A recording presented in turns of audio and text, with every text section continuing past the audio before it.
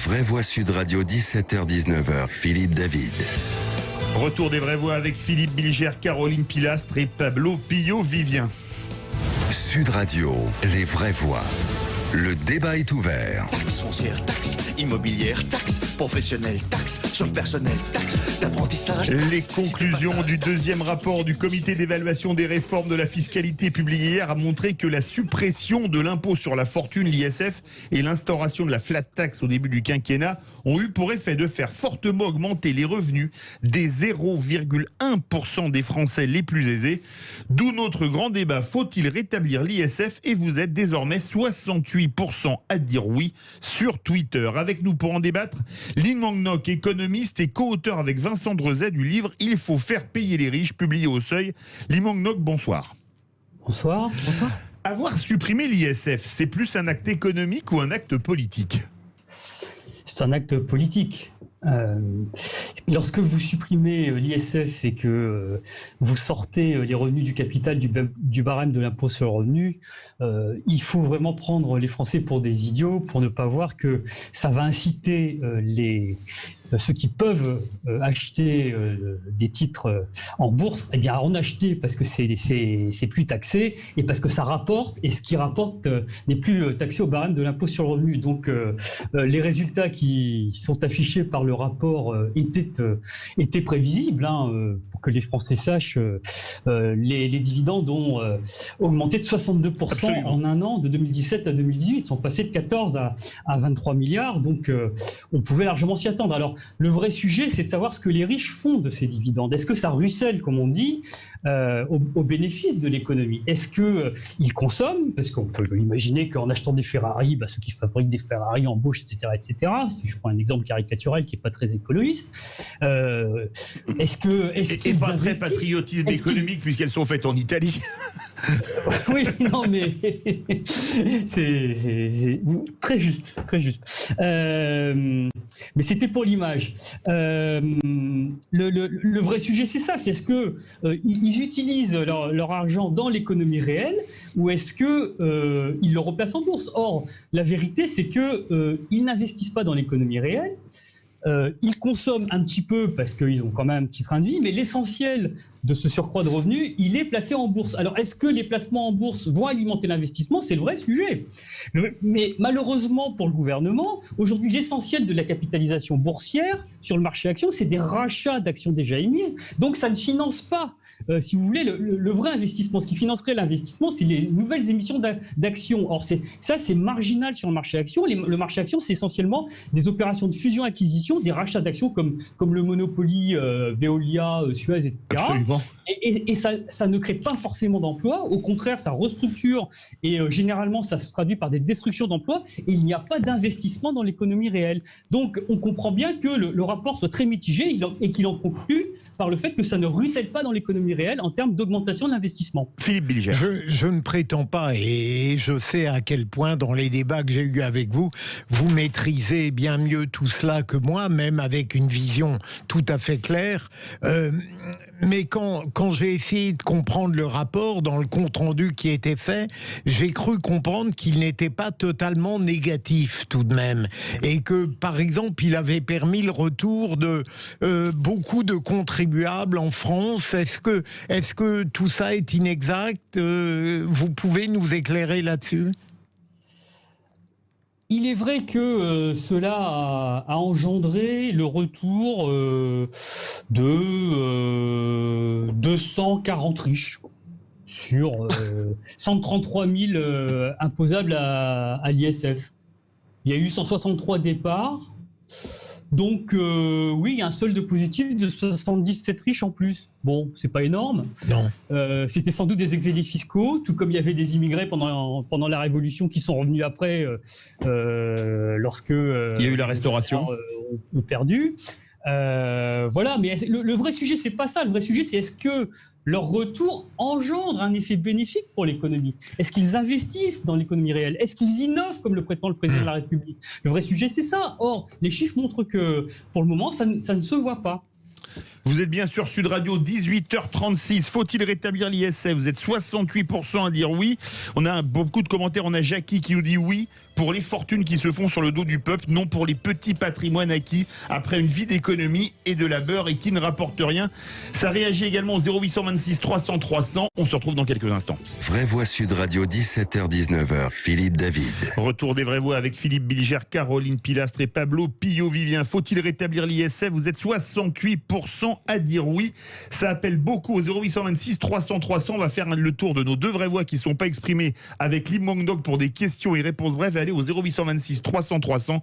Pablo Pio-Vivien. Ouais, moi j'ai 2 points. Le premier, il est politique et en fait c'est juste le constat d'un échec, en fait d'un pari d'Emmanuel Macron. Voilà, il avait fait le pari que la suppression de l'ISF allait permettre de relancer notre économie. Là, voilà, ce rapport conclut plus ou moins que c'est pas le cas. Il n'y a pas de ruissellement, ça marche pas. Enfin, voilà, une mesure foirée.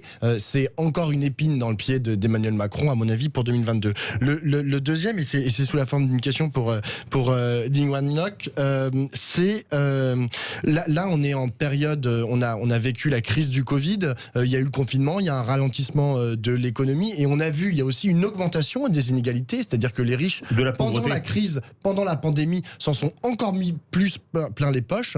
Et est-ce que l'ISF, en fait, le fait qu'on n'ait plus cet outil-là pour en fait faire plus de répartition, est-ce que c'est pas un problème? Est-ce que on n'aurait pas été justement avec des outils comme l'ISF, ça n'a pas pu nous aider en fait à sortir de la crise un peu plus facilement? Lim Mongdok, une réponse rapide. Ça a été jackpot sur le plan fiscal pour tous les soutiens d'Emmanuel Macron.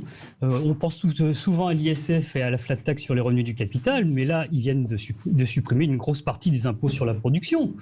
Alors ça se voit pas parce que ça fait partie du soi-disant paquet du plan de relance. Sauf que le jour où on se rendra compte que tout ça a un coût en termes de rendement de l'impôt, parce que le rendement de l'impôt, il ne va cesser de baisser. C'est comme aux États-Unis où Trump a baissé les impôts. Lorsque ça ira mal et qu'on se rendra compte que tout ça a un coût en termes de baisse du rendement de l'impôt, la réponse que vont faire les technos de Bercy, ça va être qu'il faut réduire les dépenses. Donc voilà, tout ça est complètement cohérent du point de vue de ceux qui pensent que l'État ne sert pas à grand-chose, qu'il faut réduire les dépenses. Et puisque vous parlez de la crise du Covid, moi je suis choqué que dans ce soi-disant plan de relance, il n'y ait pas eu de loi de financement rectificatif de la sécurité sociale. Les fermetures de lits programmées ont continué à se faire et il n'y a pas eu un seul poste créé. Alors on dit les postes c'est à long terme, sauf que les concours de recrutement à l'internat, les concours de praticiens hospitaliers, c'est au printemps. On aurait pu anticiper, on n'en a pas recruté un seul. Donc il y a un vrai sujet là-dessus. Caroline Pilastre. Non mais c'est clair que cette crise a paupérisé une partie de la population, parce qu'il y a eu un sondage de fait dernièrement qui disait qu'il y avait 1 million de personnes pauvres à cause de la Covid. Donc c'est assez terrible. Évidemment, vous mettez dedans les indépendants, les artisans, l'événementiel dont on ne parle jamais, les précaires déjà, voilà, ont été encore plus précarisés. Moi, je voulais vous poser une question, parce qu'on sait très bien que le président Macron est initialement le président de la Startup Nation. Il a beaucoup parlé, mais c'est pas un problème, moi ça me gêne pas, j'ai pas envie de voir tous les riches de notre pays partir s'exiler ailleurs, parce qu'on en a quand même besoin pour payer beaucoup de choses. Non mais ça c'est aussi très dogmatique. Mais en termes d'innovation justement et d'entrepreneuriat pur et dur, puisque c'est quand même un des combats, enfin ça faisait partie des propositions dans la campagne du président Macron, de mettre en avant l'entrepreneuriat et de booster donc les innovations. Est-ce que vous avez des chiffres par rapport à ça, justement, concernant l'ISF? Est-ce qu'il y a un lien direct? Est-ce que, justement, les très riches ont quand même réussi à investir dans le secteur? Lim Mongdok, rapidement. Non, justement, le rapport montre qu'il n'y a pas eu d'effet sur l'investissement, sur la formation brute de capital fixe. Même dans les innovations? Parce que franchement, moi j'ai des retours et je vous assure que j'entends pas ça. Il n'y a aucun rapport entre acheter des actions et faire en sorte que les actions en bourse ensuite se convertissent en innovation. Quand vous achetez des actions en bourse, les entreprises qui en bénéficient n'investissent pas forcément. Et là, en l'occurrence, il s'agit de rachat d'actions déjà émises. Donc, ce n'est pas pour financer de nouveaux investissements, c'est fait pour financer des opérations purement financières. On va au 0826 300 300, direction Montpellier, l'Hérault. Bonsoir Antoine. Bonsoir. Alors, pour vous, est-ce que ça a été une bonne chose de supprimer l'ISF? Il me semble que c'était une promesse électorale, déjà. Oui. Après, d'un point de vue, alors pour répondre à votre question, et d'un point de vue politique, ce serait sûrement une bonne chose électorale, c'est une bonne chose de le remettre en place, je pense. Après, d'un point de vue économique, c'est une ineptie. Ça rapporte très peu à l'État. Mais il n'a pas été totalement supprimé. Il y a l'IFI qui a remplacé, c'est l'impôt sur la fortune immobilière. On a détaxé les actions pour taxer la pierre. Exactement. Ça, c'est un pur scandale. C'est-à-dire qu'on taxe en fait ceux qui ont travaillé toute leur vie, qui ont un tout petit patrimoine, qui notamment, grâce à la spéculation immobilière, ils sont passés sur le au-dessus du seuil des 1,3 million, il me semble.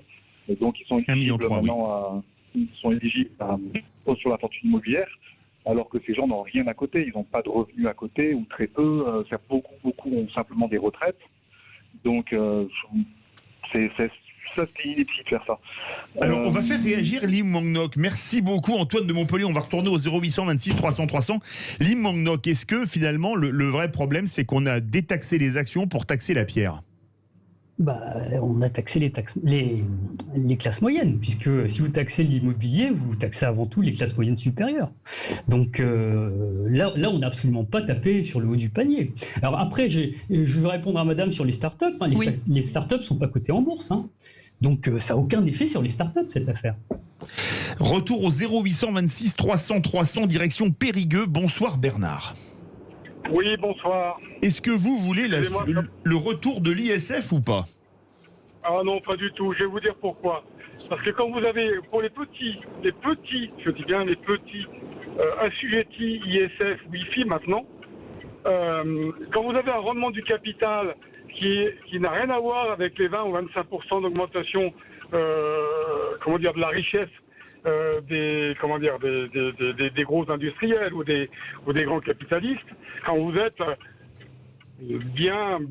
quand vous avez bien vécu, vous avez bien travaillé, vous avez réalisé votre capital, vous apercevez que le rendement qu'on vous offre aujourd'hui, c'est 2,5 ou 3%, et comment vous taxez ça à 1,5%.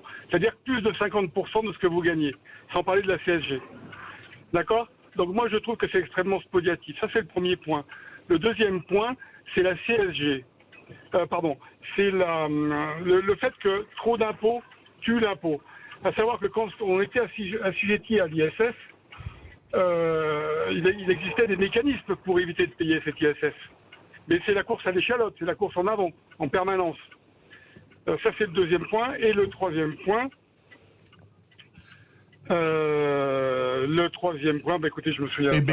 Merci beaucoup Bernard de Périgueux. Lim Mong-Nok, est-ce que quelque part, il n'y a pas un problème ? Parce que c'est ce que disait Jackie dans un commentaire, taxer celui qui a beaucoup spéculé en bourse, etc., oui, mais celui qui a monté une boîte qui est parti de rien et qui a gagné beaucoup d'argent, est-ce que c'est logique de le taxer alors qu'il l'a fait à la sueur de son front et en travaillant plutôt 75 heures par semaine que 35 ? Mais non, mais c'est pas à cela que ça profite, la suppression de l'ISF, ça profite aux demi-familles les plus riches, toutes les mesures qui ont été prises là. Ça touche pas l'entrepreneur moyen qui gagne entre 3 000 et 500 et 5 000 euros par mois. Parce que s'il a acheté des appartements et qu'il a investi dans la pierre, il est frappé. Mais bien sûr, mais moi je vous parle de la suppression de l'ISF. Faut quand même voir que les gros bénéficiaires sont des gens qui gagnent entre 100 et 10 000 SMIC et des gens qui ont un patrimoine supérieur à 15 millions. C'est cela la clientèle qui a bénéficié des mesures Macron. Donc le vrai sujet, il est là, quoi. Mais est-ce qu'on n'a pas un léger problème ? Allez-y. Par ailleurs, pour répondre à monsieur, l'ISF qui a été supprimé, il était plafonné à 75% du revenu imposable. Il y avait un espèce de bouclier fiscal que Hollande avait mis en place d'ailleurs. Donc c'est pas vrai de dire que les très riches dont je parle étaient spoliés. D'autant que si vous prenez la feuille d'imposition des 10 premières fortunes de France, je me souviens que le Canard enchaîné s'était amusé à faire ça. Le taux d'imposition sur le revenu réel de Madame Bettencourt lorsqu'elle vivait encore, il était inférieur à 20%, quoi. Donc la France est loin d'être spoliatrice et les riches sont loin d'être incités à partir. La montée des inégalités qui ont explosé et l'explosion des revenus des plus aisés montre que la France est un pays fertile pour eux. Dernière question pour une réponse très courte, Lim Mong-Nok. On ne peut pas imaginer ce gouvernement rétablir l'ISF alors qu'il l'a supprimé. Ben non, puisque là, il vient encore de baisser les impôts de production, ce qui va poser un problème, comme j'ai dit tout à l'heure, mais je n'ai pas insisté sur ce point, pour les collectivités locales, lorsqu'il faudra financer les investissements publics. Donc effectivement, ce n'est pas avant 2022, au cas où, que l'ISF reviendrait dans le code fiscal, dans le code des impôts en France. Merci beaucoup, Lee Mang-nok. Je rappelle que vous êtes l'auteur du livre « Il faut faire payer les riches », publié au Seuil, livre co-écrit avec Vincent Drezet.